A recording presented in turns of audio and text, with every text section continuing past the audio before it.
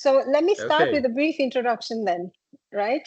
So Sure. welcome to the four of you. I'm CEO of Querist Consulting, Dr. Shunitra.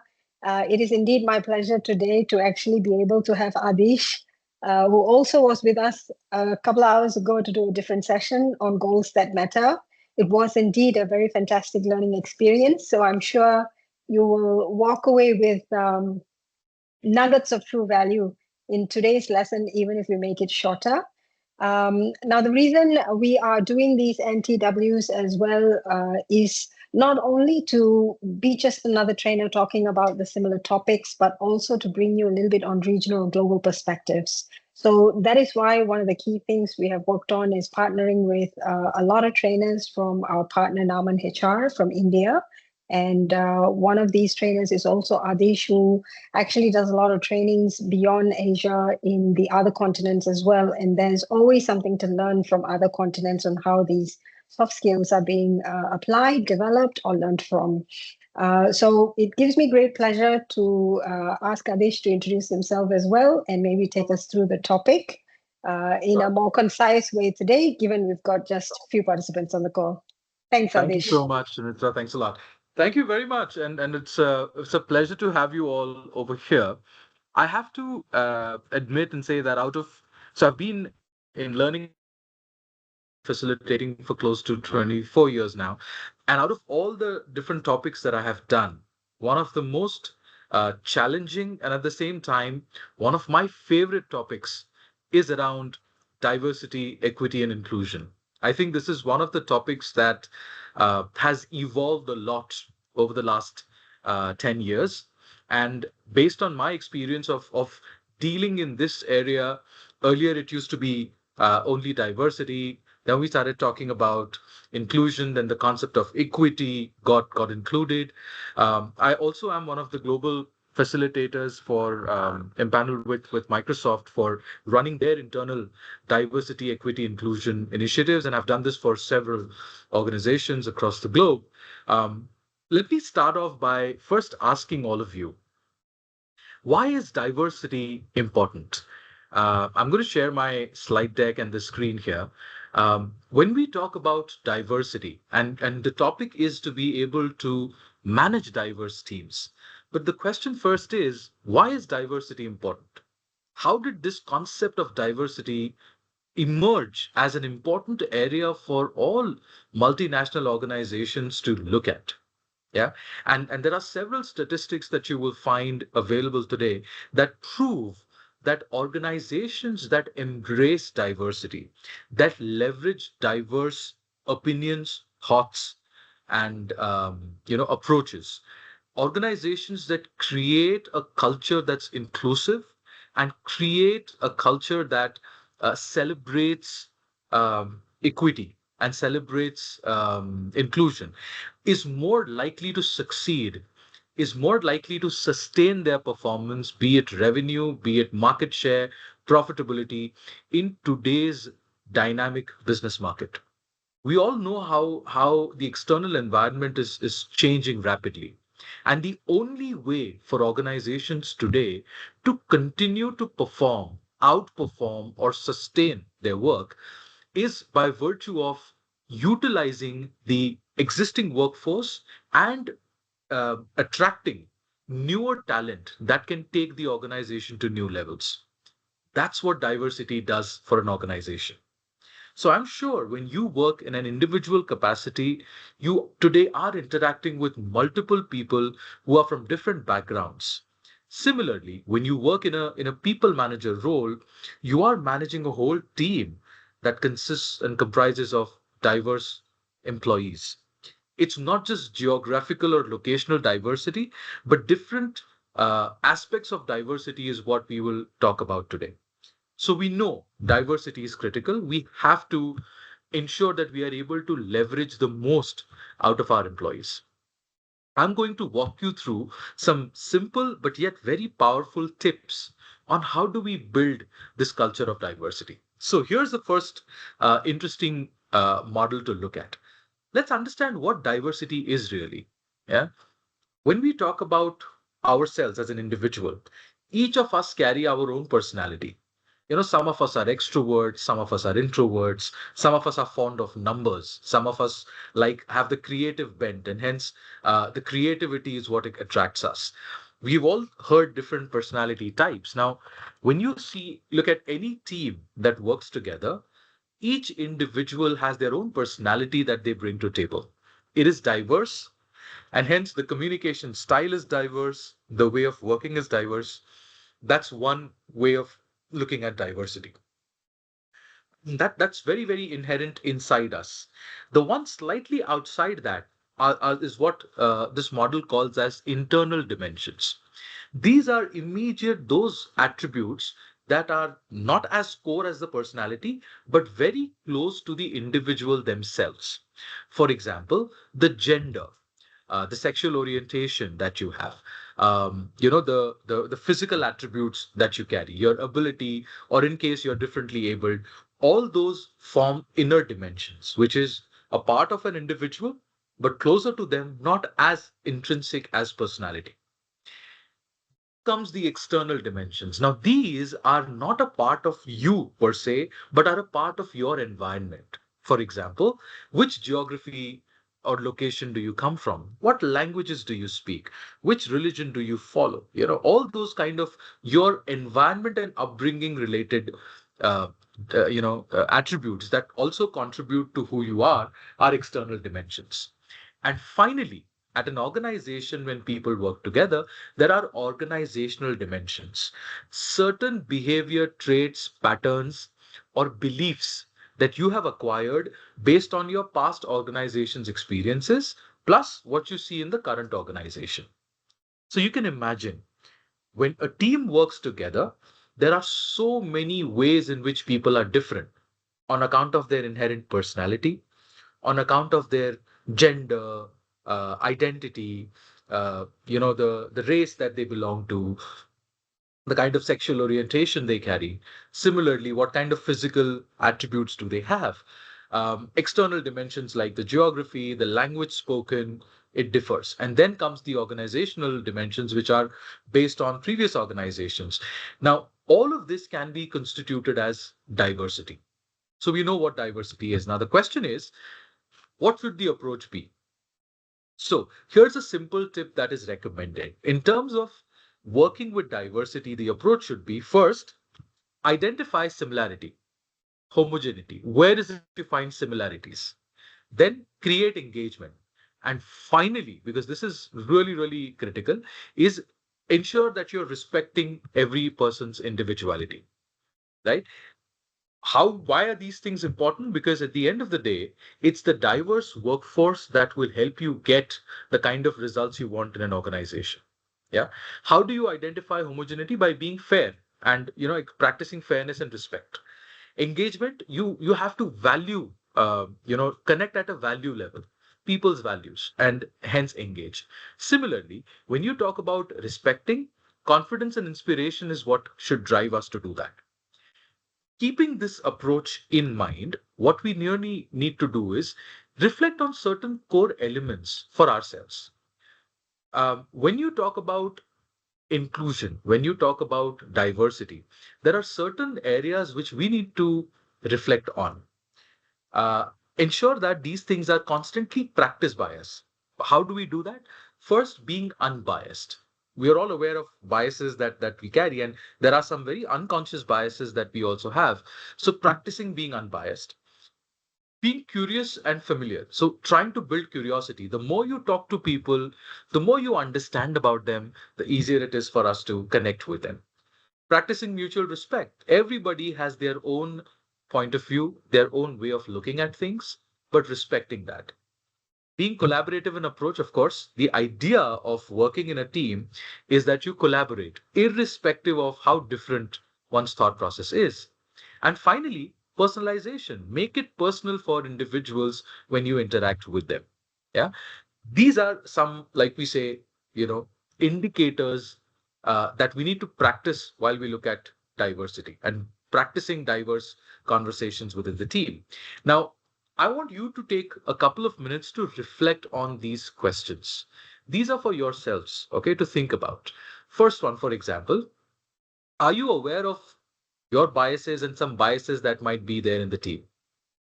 What could be those biases? Think about it. Similarly, how do I show openness to new and different ideas? Whenever somebody in the team, in a meeting, comes up with new ideas, how do I respond to that? When it comes to mutual respect for differences, yeah, how do I practice that? How do I show that? Similarly, if I bring, there is diversity and there are different people with different opinions, how do I still bring some synergy in it? And finally, when there are people who are unique, how do I value and showcase that uniqueness to people? So these questions is what you need to ask for yourselves and your team, because that will give you a very clear indication of what makes the culture unique, what makes the culture inclusive. Yeah. Now, I'll give you examples of how different diverse thoughts, practices, behaviors may emerge. I'm going to give a couple of examples. Let's take a simple example. You must have seen that there are people who come from, multinational companies where all the processes are very well defined, they are well set, and there is a very clear, process defined for how things work. Now, if they join a team that is still being built, where the processes are yet to be set, the organization is going through some restructuring, there are still some things that are not very clear. One constant difference in opinion you will find is that based on their past experience, people will say that, hey, you know what, this is how we need to do it. That's how we used to do it in my previous organization. That's what we need to do. And the ones where they haven't experienced, they would say, well, you know what, that may be working, may have worked there, but we are different, it doesn't work here. And there is a difference of opinion. Now you need to again understand these are two different opinions, but how do we collaborate and still work together? The other specific thing is when choices and preferences differ. I still remember in one of the teams that I was heading, each time we talked about a team outing, or each time we talked about going out for dinner and partying, there were some individuals who did not consume alcohol, who did not consume non-vegetarian, did not consume meat or fish. And there was always this thing, okay, where do we go? And the team would always decide, okay, what do we do? But there are people who are vegetarians, there are some who don't want to have different choices on account of either religious beliefs, health reasons, whatever, but different choices that do have an impact on the overall team working together. But we had found out a very interesting way of going to a place where all of us can order whatever we want. Each of our opinions are respected and we are allowed to practice what we want. Again, one example where diverse opinions and ideas do come in on account of choices about lifestyle that comes into play. Similarly, the third example was again and this is where unconscious bias also plays a role.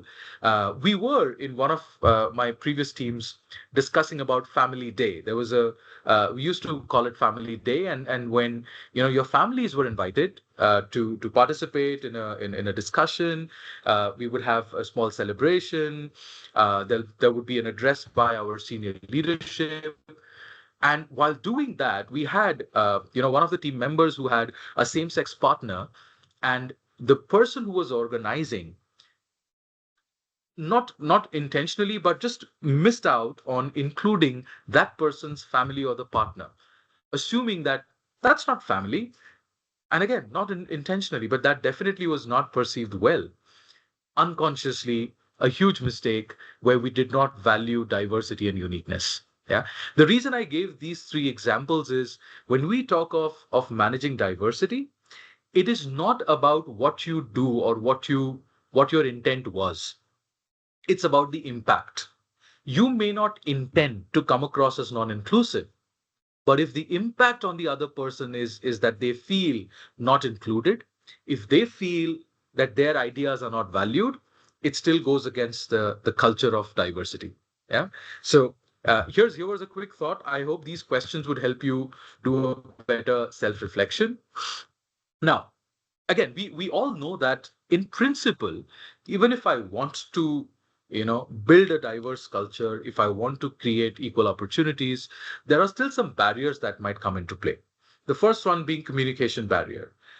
in my experience across the Southeast Asia, we know there are different linguistic groups, and each of us has, while English is not our first language, all of us have our own languages, regional languages, and sometimes certain messages may get missed out because of the language barrier.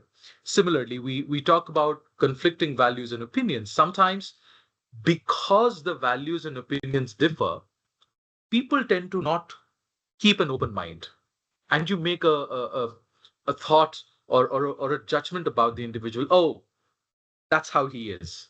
Oh yeah, you know what? That's how she is. She's always challenging what I say. And at an individual level or at a group level, we make those mental blocks. We don't want to keep an open mind because of past experiences. And then finally, of course, physical and psychological proximity. Physical proximity is when when you work together in an office, you're sitting next to each other, you're still far more open to understanding each other. But imagine all the remote teams that work with you. Physically not in front, the cameras are not switched on. You only meet on Teams meetings where there is a discussion about work. The possibility of you breaking the ice and getting to know each other is even lower, right? That's the physical. Psychological proximity is all about the kind of in your mind, the kind of barriers that we create on account of the position or on account of seniority. A lot of times, because someone senior is talking to me, I already have that barrier, or there is a difference between us that I in my mind makes me not be very open or communicative because I have built it up in my mind. In my mind, that's the psychological proximity. I'm not very close, and hence I wouldn't want to have a conversation. So while we want to build a very equitable and diverse culture, we want to leverage diverse teams, these barriers could come in the way. And hence, there are some, what do we say? Some ways in which this can be worked. Okay. You always look at it, like we say, there are certain things that kind of go towards the changes you want to make, and there are certain things that go against. That can happen. It's the entire team will not always think in the same manner. What I'm going to do is I'm going to give you a list of a few things that can help you practice diversity better. How? By utilizing certain facilitators and by being watchful of certain derailers. The facilitators include inclusive communication. Now, I'll give you an example. What's an inclusive communication? It's basically using, one, inviting people to talk, which means avoid a one-way conversation, invite, take responses, feedback, utilize words and language or choice of words that is understood, accepted, and common knowledge for most people. Do not use jargon, do not use exclusive statements that only certain groups might understand. Similarly, respect and trust. We all know each and every person has the right to share their thoughts, acknowledging and showing that respect. In case of solutions, you always involve people to make solutions together, and open and transparent two-way dialogue. It's the more we conversations we have, the easier and the better it is to be able to, connect with individuals. What you need to be careful of is number one, miscommunication. Because a lot of times what you intend to say versus what the other person understands, there might be a gap. So try and be as clear as possible.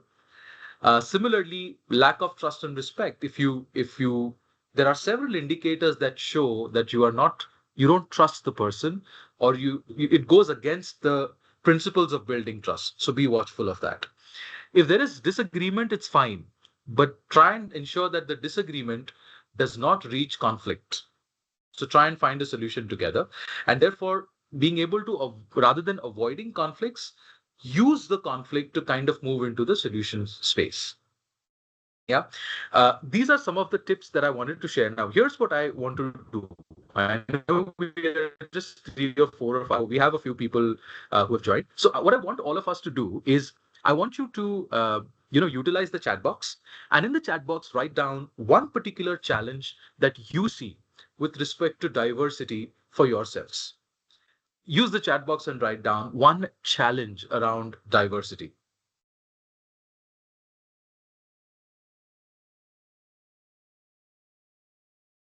use the chat box, share one challenge around diversity that you've come across.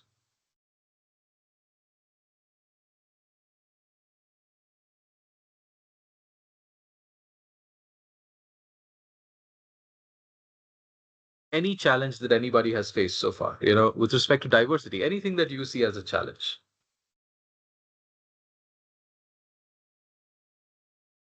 Yeah, possible. Seniority could be one of the cases where, because of seniority, you're not able to speak up. Unconscious bias that's so well articulated. In fact, one of the major challenges is unconscious bias. Being able to, be aware of these unconscious biases and accordingly deal with it. So completely agree. What else? I have something to share. May I? Yeah. Yeah. Go ahead, Payal. Yeah. So, with respect to diversity, I've also come across that, there is of course, an unconscious bias towards expecting that people with, I would say, fresher experience of work are somebody who cannot cater to volume and value. But when it is the higher seniority with maybe say 16, 20 plus experience, it is always expected that no matter what, they'll of course deliver value. But and that's how somewhere I think diversity and inclusion needs to happen to bridge the gap. Absolutely. Absolutely. I think it also connects with Far's point around seniority. The expectation or the mental stereotypes that we make are that seniority by default will bring in expected quality or value, which may not always be the case. So yeah, it's connected to that. Perfect. So these are already mentioned. I'm going to go back to my slide deck again. Okay, so um, here's a template that I want all of us to look at. So when we ensure that there is, if we want to leverage the facilitators and be watchful of the barriers or the derailers, crisp framework is what we utilize. So let's walk through each of these steps, and I'll be able to explain what they are, and let's see if we can quickly apply these in our situation. In your conversations, to ensure you're leveraging diversity, maintaining an inclusive environment, always try and find out the common purpose. You might have different thought processes, people might have different approaches, but at the end of the day, there is a common goal that you're trying to achieve. Always start articulating the common purpose. People understand why you are doing what you're doing, and there's a common thread that binds people together. Yeah, I'm going to help explain this with the help of an example as well. Yeah, the second is have a very clear responsibility matrix. This ensures that every person in the team has a clear understanding of what are they supposed to do as a part of the team. It takes away all those unconscious biases of unfair distribution of work or certain team members taking higher roles within the team, or rather taking the entire burden of executing things. And there's a more equitable distribution that happens when the responsibility matrix is created. Yeah. Now, while we are doing that, it is important that the interaction amongst the team happens frequently.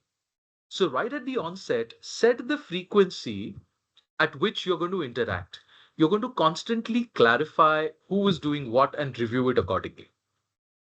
For everyone, while you're doing that, you also need to highlight the strategic benefit or the impact of the action that you're going to take. So, why is it important and how does it affect everybody?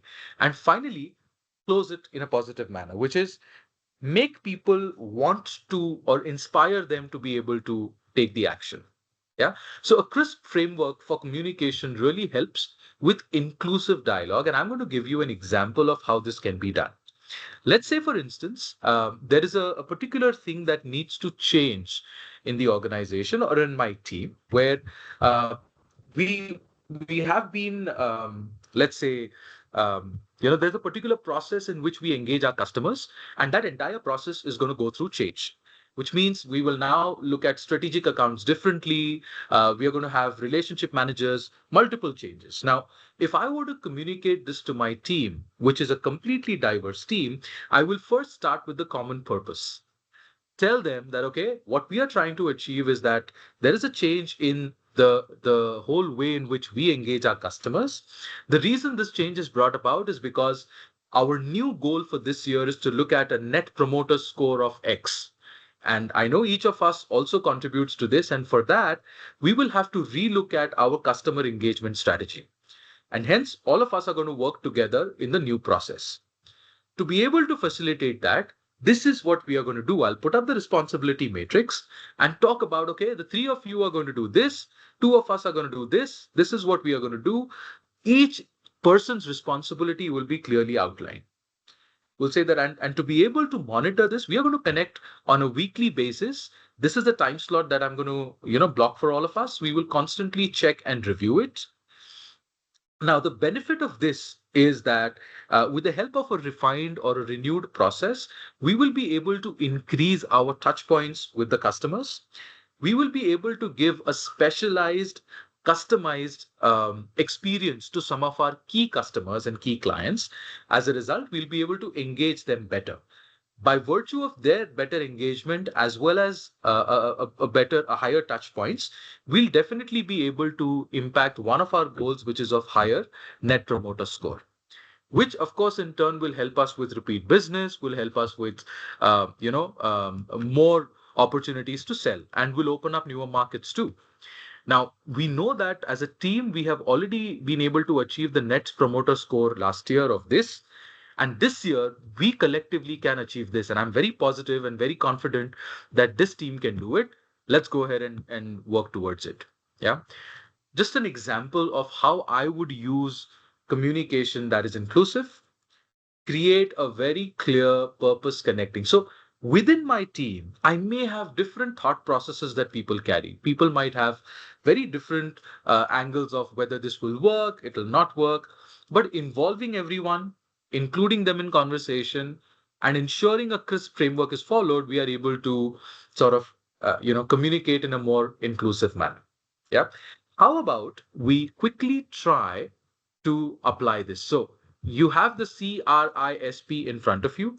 I want each of you to think about one such communication you want to bring forward to your team. And why don't you go ahead and just give me that example in the chat box? I'm going to stop sharing this once. So it is CRISP.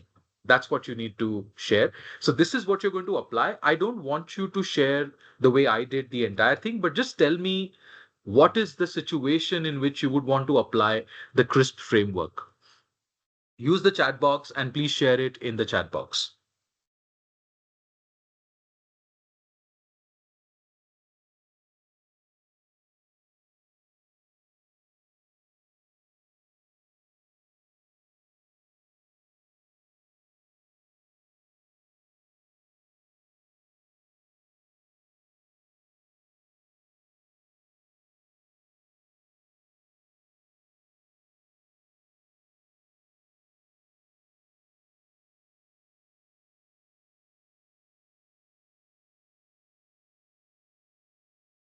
Very quiet team today. Yeah. Well, I'm sure they're still thinking about what situations can you apply this in.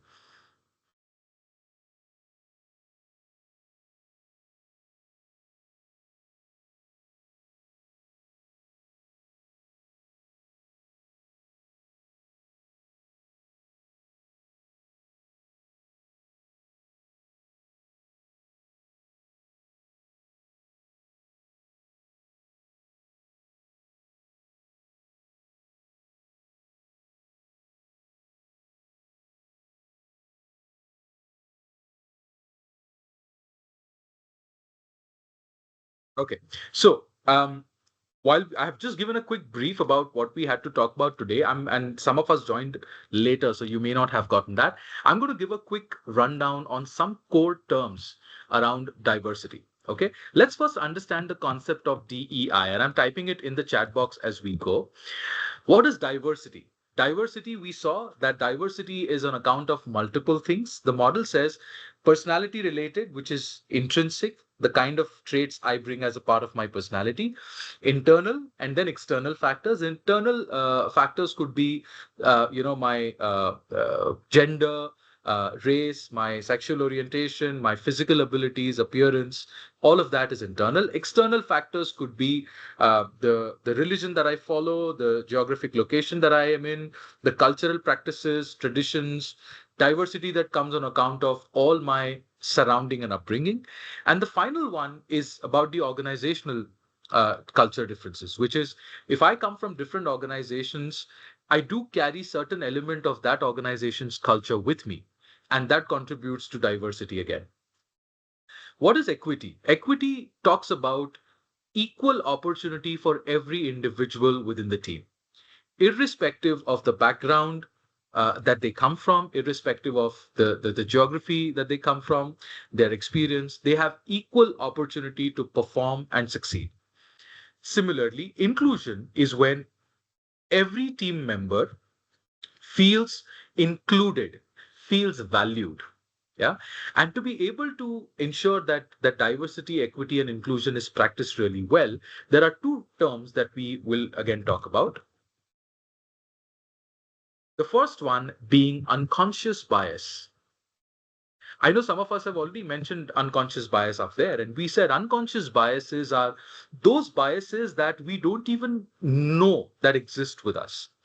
And these are of different types. Sometimes there is a similarity that we find for people who are from the same region as we are. Yeah. And hence there is automatically this inclination that I like what they say, I agree to what their thought process is, it's acceptable. Yeah. Similarly, certain biases that are because of differences. When I say, oh, they are from so and so country or they are from so and so province, I don't think I'm going to gel with them.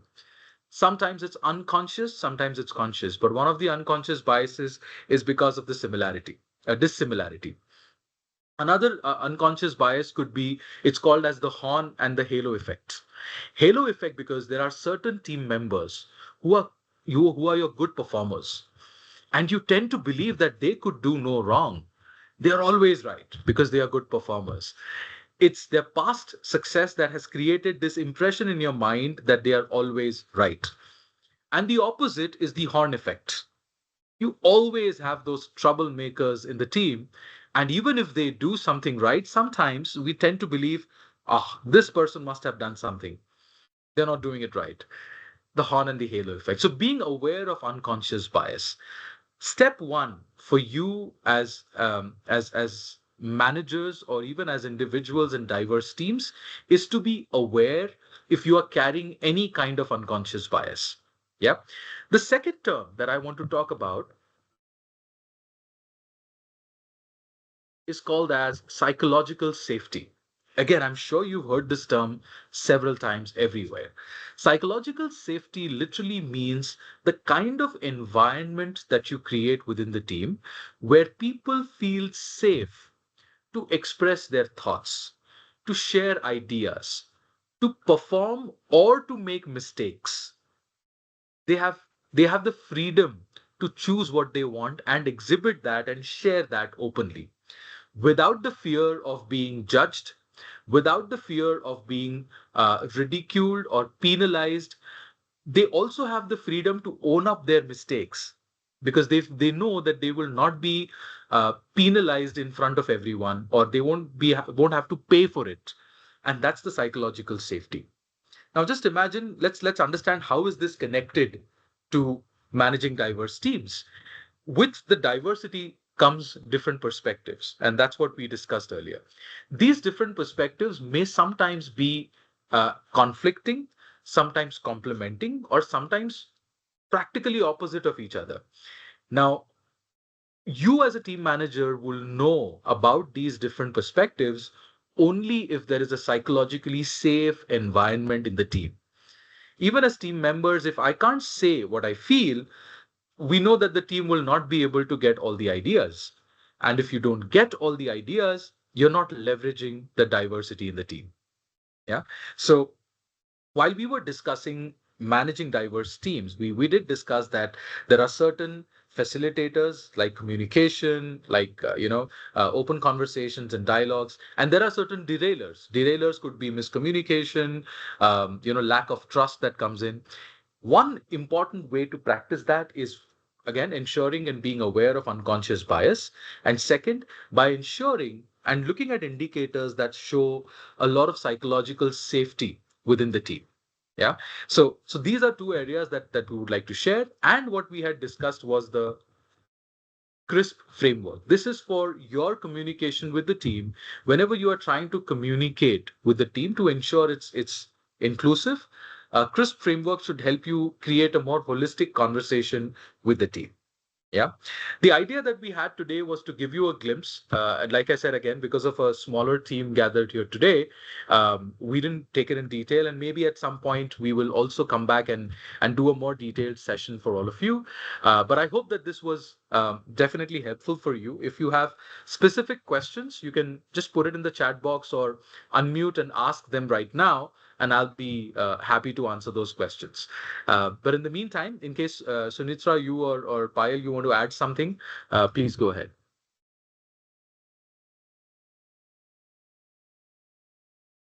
Yeah, absolutely, Adish. I think I like the fact that you give a framework such as the CRISP framework. So it helps us at least have a structured way of thinking about this topic, because otherwise we tend to approach it in a bit of a situational type of approach, as well as very often it's not like, in the front of our mind when it comes to driving excellence in organizations as well, even as leaders or as managers. So I like Yeah, the fact that you totally. bring the crisp framework for people. I think my experience, honestly, I worked, I had, well, I think for my experience, when I first was working in Malaysia, in the local construct of the organization, this was not so much a topic that was top of mind, I would say, because even as Malaysians, even though we come from many cultures into one single organization, we are used to each other's cultures, so it does not, whether it's conscious bias or unconscious bias, you are well informed bias, I would say, nonetheless a bias, right? But when I went on to take a more regional and global role, where suddenly, overnight my team came from very different cultures. So you're talking Australians versus Americans versus Europeans versus Middle Easterns, and then the Asians. Yeah, It was a journey to use diversity as a strategic lever in driving productivity, driving team bonding, and all of those, absolutely.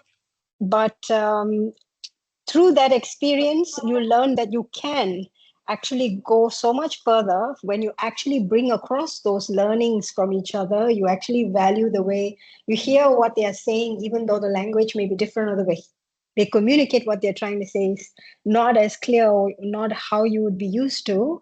But later you realize that, my goodness, there's so much brilliance coming out of this Ah, true. uh, complete mixed bag of people that are doing the Yeah, same kind of work, and absolutely. that then builds your confidence, I suppose, that you're always looking at diversity and you're looking at managing diversity as a gift that you would have, rather than Yeah, it being like some extra work to do, or this is so much harder, or this is like, yeah, why is it so complicated, so I think there are pockets of experience you can go through and realize that it's actually a gift. So rather than waiting for it, even today, recognize the diversity you have around you and use that as a gift. You would really make a big difference in what you're doing. You would see the value of it. absolutely. Yeah. Absolutely. Yeah, like I said, there's so much research that also links diversity to innovation. Yes. Because the more diverse teams and the more cohesive working that happens in diverse resources that come to you, Yeah. that's where the culture of innovation in fosters. So Yes. yeah, several examples where organizations have managed to break Yes. the past records. They're able to innovate is because they have a diverse team that's doing wonders for them. Yeah. Yeah. The only challenge I find with diversity, right? It's a word we use so often. I feel like people have lost the true meaning of it sometimes. Because, like, diversity is, in which way you want to look at it, could be diverse. Sometimes it's Yeah. age, right? I mean, like, people bring a lot of young blood into Yeah. organizations to drive innovation. Or True. sometimes, like the example you mentioned, it's You may be working from the same industry, but you come from a different company. That brings a Yeah, really diverse thought process to change the way you've been doing things before. So, diversity is how you look at things with a different lens, put on a different pair of glasses, and look at things in a different way, and you will find diversity. There's no doubt that there is no diversity around you. There is. It's just how you look for it, I think. absolutely. Yeah. No questions in the chat. Quite a quiet team today. Yeah. Yeah. But nonetheless, I think, it was still a good, slightly under an hour, but it was a good hour of having some conversations around it, raising some thought processes that people can actually, simmer with, and then come up with more ways of thinking around diversity and all of that. So I would again honestly thank Adish for speed Anytime. racing through a 2 hour session. I really I think we have about 9 participants who came on call today as well. I thank you, because 4 to 6 is a really difficult hour. I understand you're trying to figure out what shall I do in these 2 hours. So I'm happy you came to learn something with us. And this is an open invitation. Please write to me through WhatsApp or email at any point in time. I am always in touch with Payal and Adish and everyone else at Naman to help you. There are, of course, a lot of ways we could go deeper into this topic as well. And there are many fractions of this topic. So our intent was, in the first place, to give you a bit of an overview of certain areas you could think about when it comes to managing diversity in your teams. And at the end of the day, if you want to go further in any areas, we can certainly put a program together for you in future as well. So I thank you very much for joining us today. I like how Shanitra you put it. Take it as a gift. It's absolutely a gift. I will vouch for that any point of time, any time in leadership journeys, that diversity is a gift you're given. Right? If you can Yeah. build a team of diversity, of course, do that. But as leaders, very often you inherit teams. Rarely you get to build a team. And if you do, then do that as well. So thank you very much, Adish. Thank you, Payal, as well, for joining Thank you us. so much, everyone. Yeah, And yeah. Thanks a lot, Just everyone. Have a wonderful day ahead. we just Yeah. wanted to mention a thing. I yes, Payal. mean, thank you, Adish, first of all, and thank you, Shunitra, for just compiling it so beautifully towards the end. And I also feel that this is a little sensitive topic. I mean, the Yeah. space this topic comes from is a very fragile and a sensitive space. So, to bring it out in its full form, full force, I think we can have more such sessions with Adish. And yeah, so looking forward. Yeah. This is all mine. Thank you so much. Thank you, Absolutely. everyone. Thank you. Thank Thank you you so so much, much. everyone. Thank you. Have So, a wonderful rest of the evening. Bye bye. yes, likewise. Thank you, everyone. Have a good evening Bye and bye. speak soon. Bye, everyone.